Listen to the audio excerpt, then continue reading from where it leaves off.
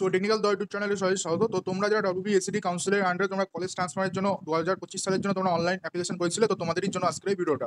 তো তোমাদের যেটা শিডিউল ডেট ছিল 11 তারিখ, তোমাদের ট্রান্সফারের যেটা রেজাল্ট সেটা বেরোনোর কথা ছিল। তো 11 তারিখ হয়ে গিয়েছে, এখনো পর্যন্ত কিন্তু ট্রান্সফারের কোনো রেজাল্ট বা আপডেট পাওয়া যায়নি।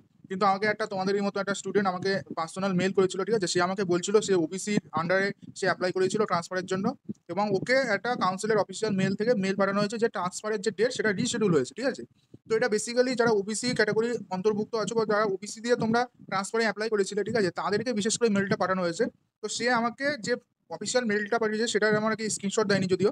তো আমি সবাইকে রিকোয়েস্ট করবো, তোমরা যদি ওবিসি দিয়ে তোমরা কেউ ট্রান্সফারে অ্যাপ্লিকেশন করে থাকো, তোমাদেরও কি এরকম একটা মেল দিয়েছে কিনা সবাই আমাকে একটু কনফার্ম করো।